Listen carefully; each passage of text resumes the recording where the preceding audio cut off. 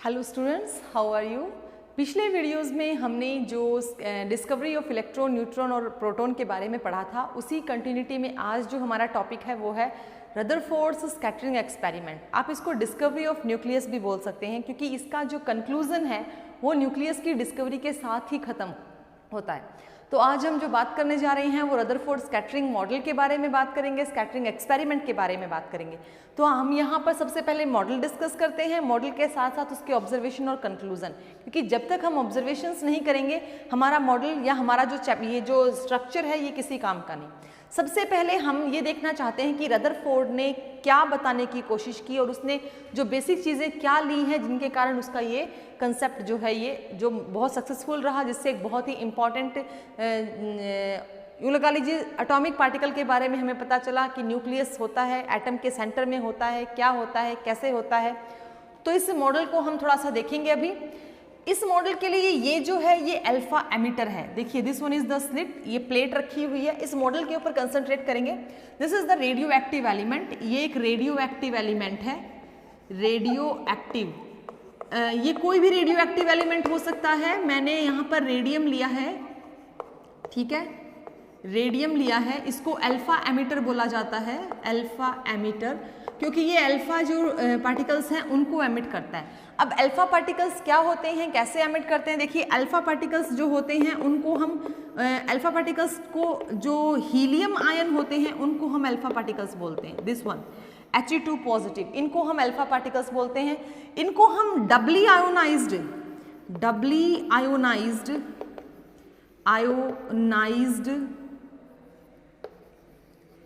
Helium ion भी बोलते हैं, हीलियम पार्टिकल्स या हीलियम एटम भी बोल सकते हैं, ठीक है। तो ये अल्फा पार्टिकल्स यहाँ से अल्फा रेज जो हैं, अल्फा जो एमिटर है यहाँ से अल्फा रेज को एमिट करेगा। यहाँ पर हमने लिया है गोल्ड एटम, ये गोल्ड एटम है, क्योंकि जो गोल्ड का एटम है वो बहुत ही फाइन, बहुत ही छोटा होता है। अगर हम एक्सपेरिमेंट को प्रूव करना चाहते हैं तो बड़े में से तो कोई प्रूव कर सकता है, सबसे स्मॉलेस्ट एटम या सबसे छोटे एटम या फाइन एटम के अंदर से अगर आप प्रूव करते हो तभी वो प्रूवल बढ़िया माना जाता है। एक्सपेरिमेंट में यहाँ पर गोल्ड फॉइल ली गई है। गोल्ड फॉइल बहुत ही थिन फॉइल होती है। उस थिन फॉइल को मैं यहाँ दिखाकर मैं एटम को दिखा रही हूँ, क्योंकि ऑब्जर्वेशंस जो हैं वो एटम में से होकर निकलती हैं। हम पूरी फॉइल में भी ऑब्जर्वेशन किस में देखेंगे? एटम में देखेंगे। अगर आप कहीं पर पूरी फॉइल भी लगा देते हो तो जो अल्फा रेज है वो किसी एटम को ही वहां पर कंसंट्रेट करती हैं और इन द लास्ट हमें एटम को ही इनलार्ज करके देखना होता है। तो फॉइल बहुत सारे एटम्स की बनी होती है, लेकिन हमें देखना किस में से है ऑब्जर्वेशन? एटम में से। इसलिए मैं यहाँ पर गोल्ड एटम ही ले रही हूँ। एटम एक स्फेरिकल फॉर्म में है, ये थोड़ा सा शेप में अच्छा नहीं बना। आप लोग अच्छे ड्राइंग करने वाले हो तो थोड़ी शेप अच्छी कर लेना इसकी। This is in a circular form, ये एक बढ़िया स्फेरिकल फॉर्म में होता है। जो एटम है वो बहुत ही अच्छा स्फेरिकल होता है, ये इस तरीके से ओवल नहीं होता। यहाँ पे स्पेस ना होने के कारण मैंने इसको ओवल बना दिया। तो ये गोल्ड एटम है, ठीक है। और ये है बेटा ऑब्जर्वेशन स्लिट, यहाँ पर ऑब्जर्वेशंस चेक की जाएंगी। इस ऑब्जर्वेशन स्लिट पे आप देख रहे हो इस तरीके से मैंने कुछ कोटिंग दिखा रखी है। ये कोई फॉस्फोरेसेंट कोटिंग है, फॉस्फोरेसेंट कोटिंग। ये फॉस्फोरेसेंट कोटिंग, या आप इसको बोल सकते हो फॉस्फोरेसेंट जो शीट है, स्पार्क है, प्लेट है, कुछ भी आप इसको बोल सकते हो। तो फॉस्फोरेसेंट कोटिंग जो होती है ये एक्चुअल में कलर इम्पार्ट करती है। जैसे जिंक, ZnSS ले लीजिए, जिंक सल्फाइड ले लीजिए। तो अगर कोई इस कोटिंग से टकराता है, कोई भी पार्टिकल, स्पेशली अल्फा पार्टिकल अगर टकराता है तो यहाँ पर स्पॉटिंग नजर आएगी, चमक।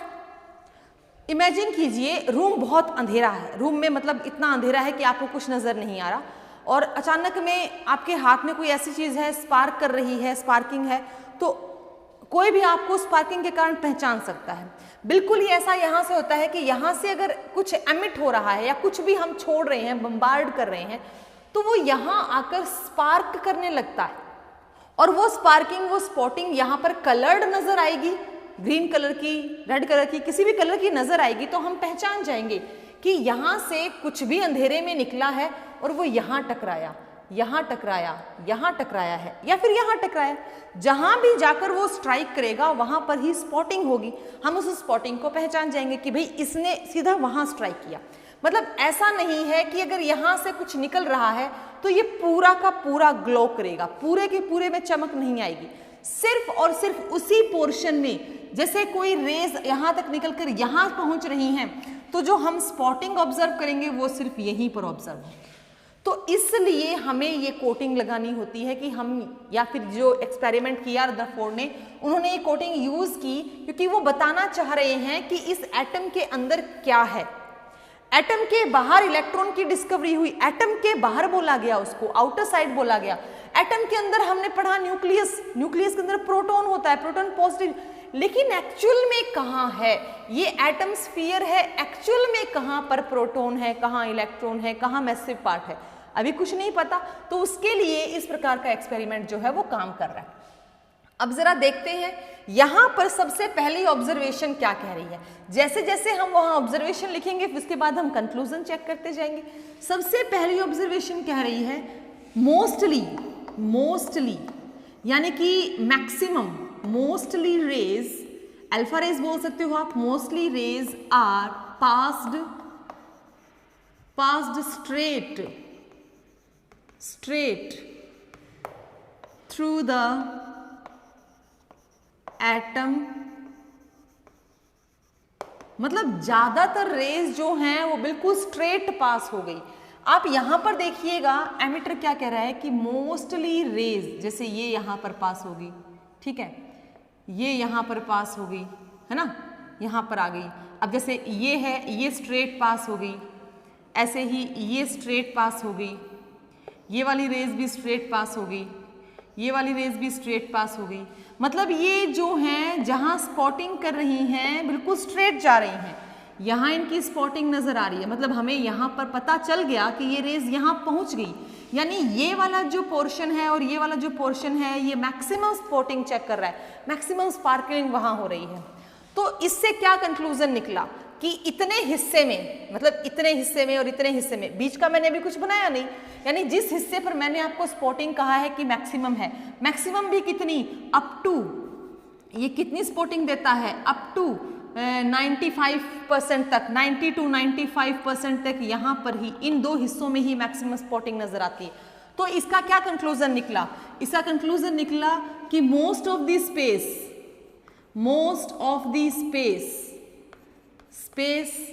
इज एम्प्टी, है ना, यही कंक्लूजन निकला ना कि ज्यादातर जो जगह है वो कैसी है, खाली है। अच्छा, उसके बाद क्या कह रहा है कि जो दूसरी रे बच गई, कुछ जो रे हैं इसके बाद वाली रे जो हैं ऐसे हैं, ये जो रेज हैं ये थोड़ी थोड़ी क्या होगी, डिफ्लेक्ट, थोड़ी क्या होगी, डिफ्लेक्ट, इस तरीके से डिफ्लेक्ट होगी। जैसे ये रेज यहाँ डिफ्लेक्ट होगी, ऐसे ऐसे ऐसे, ये रेज यहाँ डिफ्लेक्ट हो गई, ये इतना डिफ्लेक्ट हुई लेकिन कुछ एंगल तक ही इनका डिफ्लेक्शन शो हुआ, ज्यादा रेज नहीं थी।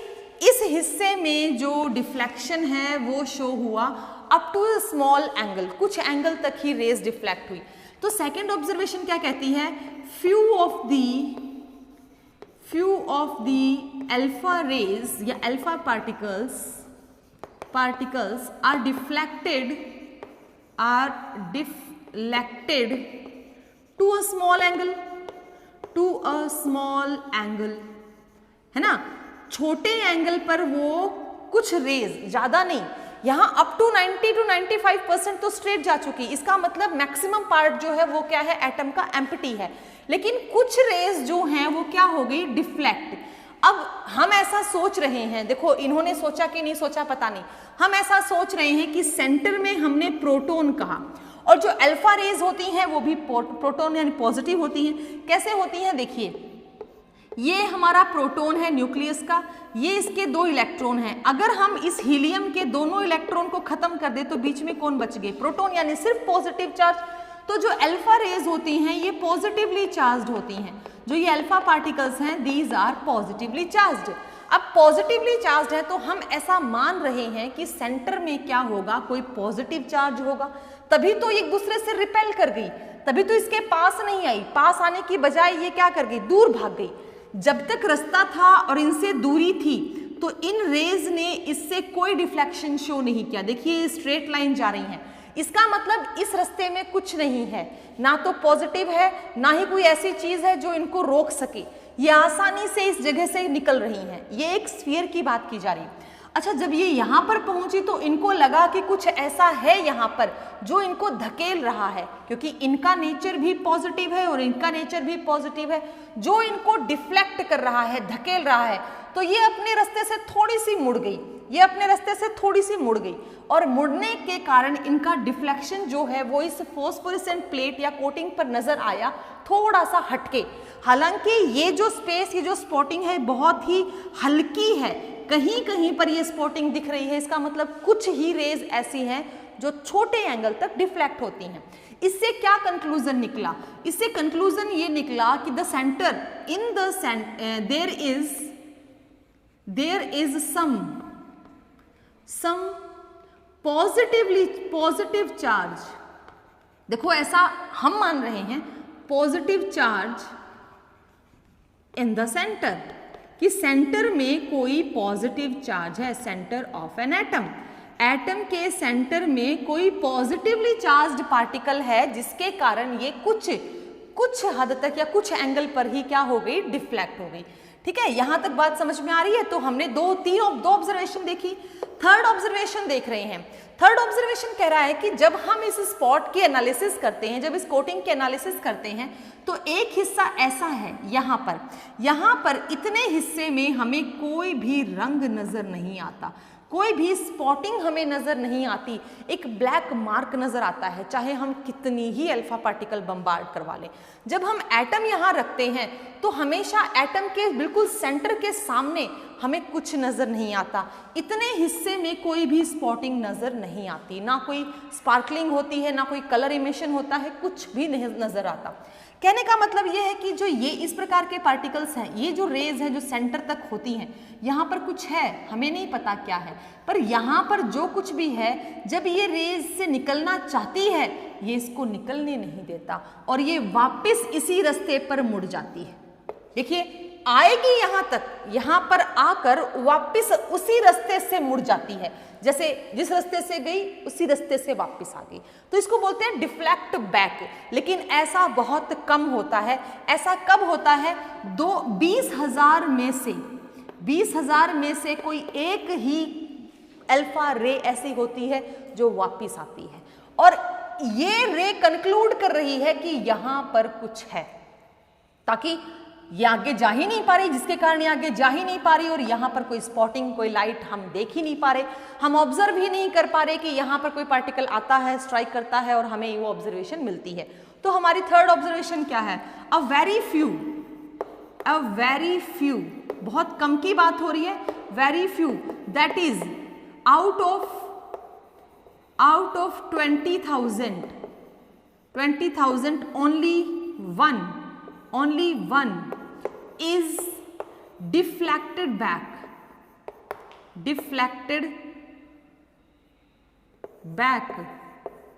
to its original way, to its original path और original way।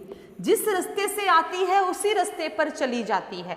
और ये कंक्लूड क्या कर रहा है? ये कंक्लूड कर रहा है there is some massive part present in the center of the atom. There is some massive part present in the center of an atom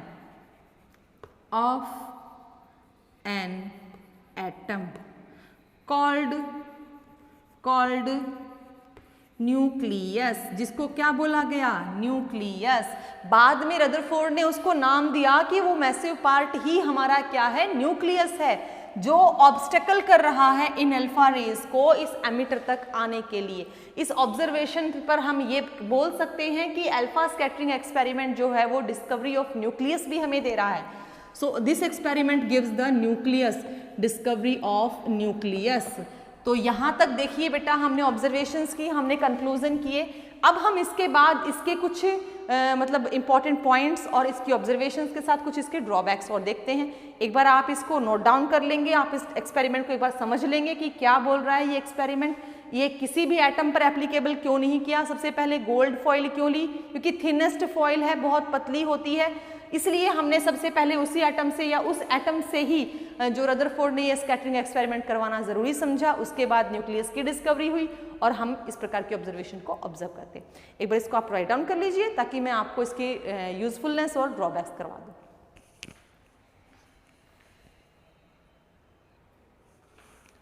चलिए बेटा, अब रदरफोर्ड स्कैटरिंग एक्सपेरिमेंट के बाद इनके द्वारा मॉडल के बारे में जो बातें बताई गई, एटॉमिक मॉडल के बारे में, हम उनको एक बार डिस्कस करते हैं। सबसे पहले रदरफोर्ड ने कहा कि atom contains electron and protons. इन्होंने कहा कि एटम के अंदर होते हैं, atom contains electrons and protons, electrons and protons. ठीक है, जैसे कि डिस्कवरी हुई और इन्होंने अपना स्कैटरिंग एक्सपेरिमेंट किया तो उसके बेसिस पे इन्होंने ये बात कही। दूसरा कहा कि whole of the positive charge of an atom is concentrated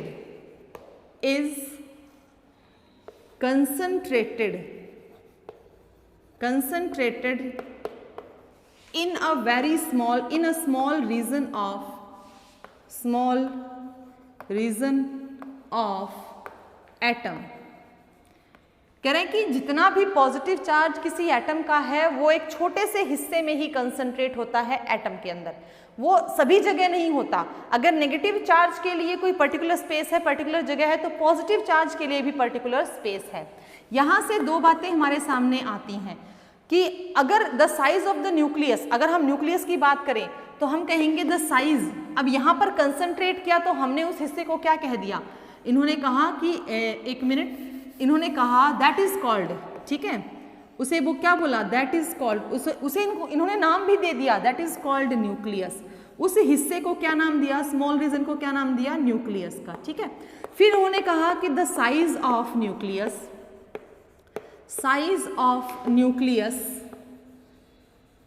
is very small as compared to size of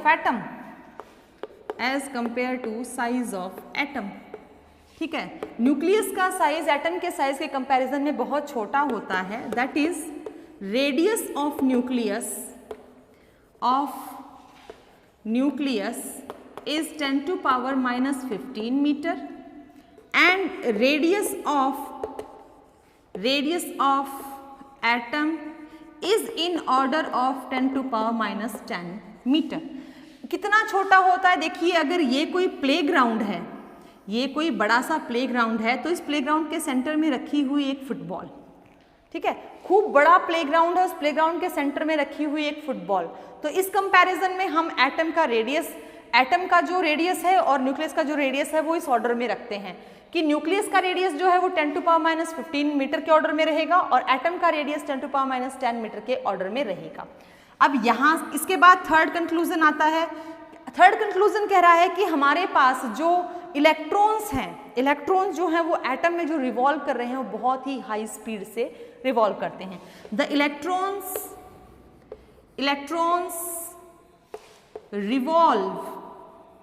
revolve in their orbit around the nucleus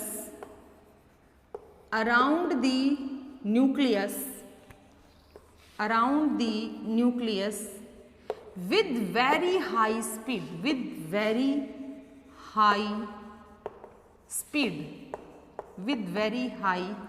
speed। बहुत ज़्यादा स्पीड से इलेक्ट्रॉन जो हैं वो घूम रहे हैं न्यूक्लियस के चारों तरफ उनकी स्पीड बहुत ज़्यादा होती है। तो ये 3 जो उसने एटॉमिक मॉडल के पोस्टुलेट्स दिए, रदरफोर्ड ने ये 3 बातें बताई कि एटम के अंदर ये चीज़ें होती हैं, इलेक्ट्रॉन होते हैं, प्रोटॉन होते हैं, सेंटर में न्यूक्लियस होता है और न्यूक्लियस के अंदर सारा पॉजिटिव चार्ज कंसंट्रेट होता है और जो इलेक्ट्रॉन्स हैं वो बहुत ही स्पीड से घूमते हैं और न्यूक्लियस का साइज एटम के कंपैरिजन में बहुत छोटा होता है। तो बेटा रदरफोर्ड एक्सपेरिमेंट से हमें जो कंक्लूजन लेना था वो न्यूक्लियस की डिस्कवरी का लेना था। आई होप आपको ये डायग्राम और आपको ये कंक्लूजन समझ में आ गए होंगे। आप इसको अच्छे से समझिए, समझना ही ज़्यादा ज़रूरी है, रट्टे मारना ज़्यादा ज़रूरी नहीं है कि कितना एंगल डिफ्लेक्ट होती हैं, कौन सी रेस कहाँ तक जाती हैं, हम उनको कैसे पहचानते हैं और एटम में क्या क्या चीज़ कहाँ पर है। एटम में इलेक्ट्रॉन जो है वो पेरिफेरी पर होते हैं, सेंटर में प्रोटॉन और न्यूट्रॉन होते हैं जिनको कंबाइंड हम न्यूक्लियस कहते हैं, जहाँ पर सारा पॉजिटिव चार्ज होता है क्योंकि इलेक्ट्रॉन पर नेगेटिव, प्रोटॉन पर पॉजिटिव और न्यूट्रॉन पर कोई चार्ज नहीं होता। तो सेंटर किसका बना? सिर्फ और सिर्फ पॉजिटिव चार्ज का। ठीक है, till then write this and learn this. चलिए बेटा लिमिटेशंस और drawbacks of Rutherford experiment check करते हैं। सबसे पहले लिमिटेशन क्या है रदरफोर्ड एक्सपेरिमेंट की? देखिए जैसे कि हमें ये पता है कि एटम के सेंटर में पॉजिटिवली चार्ज पार्टिकल्स होते हैं या फिर न्यूक्लियस कंसंट्रेटेड होता है और एटम का जो बाहरी हिस्सा है उसमें इलेक्ट्रॉन होते हैं। ठीक है, इनसे पहले रदरफोर्ड से पहले एक साइंटिस्ट थे मैक्सवेल। ठीक है, मैक्सवेल ने कहा कि जब इलेक्ट्रॉन, जैसे कि रदरफोर्ड ने अपने कंक्लूजन्स में कहा था कि इलेक्ट्रॉन्स जो हैं वो बहुत हाई स्पीड से घूमते हैं, अकॉर्डिंग टू रदरफोर्ड इस इलेक्ट्रॉन को घूमना चाहिए।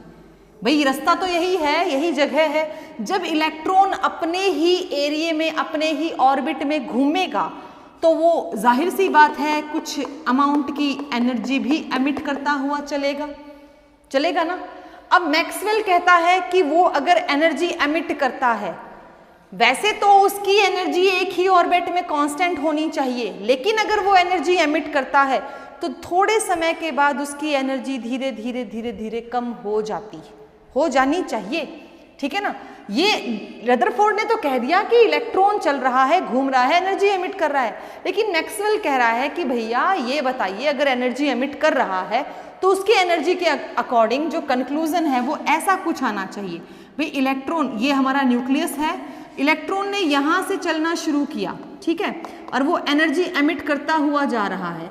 जैसे जैसे वो घूमता चलेगा तो उसका रास्ता कमजोर होता चला जाएगा, मतलब उसका रेडियस घटता चला जाएगा क्योंकि उसकी एनर्जी कम हो गई और वो न्यूक्लियस की तरफ अट्रैक्ट होना शुरू हो जाएगा। एट द लास्ट जैसे जैसे उसकी एनर्जी कम होती जाएगी वो किस में कोलैप्स हो जाएगा? जाकर न्यूक्लियस में कोलैप्स हो जाएगा। भाई जैसे जैसे इलेक्ट्रॉन की एनर्जी खत्म हो जाएगी, क्योंकि वो चलेगा तो इलेक्ट्रॉन अपनी एनर्जी को भी एमिट करता चलेगा, तो लास्ट में वो इलेक्ट्रॉन यहाँ न्यूक्लियस में जाकर मिल जाना चाहिए, स्मैश हो जाना चाहिए, खत्म हो जाना चाहिए। बट ऐसा नहीं होता। रदरफोर्ड के अकॉर्डिंग ऐसा हो जाना चाहिए, लेकिन मैक्सवेल कहता है कि इलेक्ट्रॉन एनर्जी एमिट करता है लेकिन कोलैप्स नहीं होता, कोलैप्सिंग नहीं होती। एनर्जी एमिट जरूर करता है लेकिन कोलैप्सिंग नहीं होती। तो ये इसका पहला ड्रॉबैक था कि उसके अकॉर्डिंग तो कोलैप्सिंग हो जाएगी इलेक्ट्रॉन में, इलेक्ट्रॉन जो है न्यूक्लियस में जाके मर्ज हो जाएगा, खत्म। बट ऐसा नहीं होता और ये आगे जाकर हमारे लिए नई डिस्कवरीज का रास्ता खोलता है, जिसको हम बोहर्स मॉडल में पढ़ेंगे कि इलेक्ट्रॉन ऐसे ना चल के अपने ऑर्बिट से और दूसरे ऑर्बिट में जंप करता है, कैसे करता है, एनर्जी शेल्स किन्हें कहते हैं, ये सारी बातें हम नेक्स्ट टॉपिक जो है बोहर्स मॉडल में पढ़ने वाले। ये सबसे पहला ड्रॉबैक था। दूसरा ड्रॉबैक क्या था? दूसरा ड्रॉबैक था कि अगर एक इलेक्ट्रॉन एक ऑर्बिट में है, ठीक है, एक इलेक्ट्रॉन एक ऑर्बिट में है, तो और बाकी सारे इलेक्ट्रॉन्स का डिस्ट्रीब्यूशन कैसे हो? मतलब पहला ड्रॉबैक तो हो गया एनर्जी कंसिडरेशन को लेकर, दूसरा हो गया अनइवन डिस्ट्रीब्यूशन ऑफ इलेक्ट्रॉन्स का अनइवन डिस्ट्रीब्यूशन, यानी कि पहली शेल में 2, दूसरी में 8, ऐसा डिस्ट्रीब्यूशन कैसे होगा? ये रदरफोर्ड के एक्सपेरिमेंट से बिल्कुल भी समझ में नहीं आता कि इलेक्ट्रॉन्स को डिस्टिंग्विश कैसे करेंगे, डिफरेंशिएट कैसे करेंगे, उनको डिस्ट्रीब्यूट कैसे करेंगे। तो ये इसका दूसरा ड्रॉबैक था। तीसरा ड्रॉबैक था कि ये जो है स्कैटरिंग एक्सपेरिमेंट्स नहीं देता, या लगा लीजिए स्पेक्ट्रम शो नहीं करता। Do not show any spectra, do not show any spectra किसी भी स्पेक्ट्रा की कोई डिटेल स्टडी, स्पेक्ट्रा मैं आपको बता चुकी हूं कि एनर्जी का होता है, इलेक्ट्रॉन एनर्जी एमिट करता हुआ आगे कूदता है, पीछे आता है तो कुछ एनर्जी निकलती है, हमें वो एनर्जी किसी न किसी रूप में दिखाई दे रही होती है, तो उसको हम स्पेक्ट्रा या स्पेक्ट्रम बोलते हैं। ठीक है, तो किसी प्रकार के स्पेक्ट्रा या स्पेक्ट्रम की कोई डिटेल्ड इंफॉर्मेशन रदरफोर्ड के द्वारा नहीं दी जाती। इन सब इंफॉर्मेशंस को हम स्टेप बाय स्टेप या हायर क्लासेस में, इवन 11th क्लास में हम इनको डिटेल में करेंगे। अभी आपके लिए इतना ही सफिशिएंट है। You just study about the model, about the conclusion, observations and the limitations, atomic model and all. ठीक है, इतना ही आपको इस चैप्टर में करना है। देख लीजिए, याद कीजिए।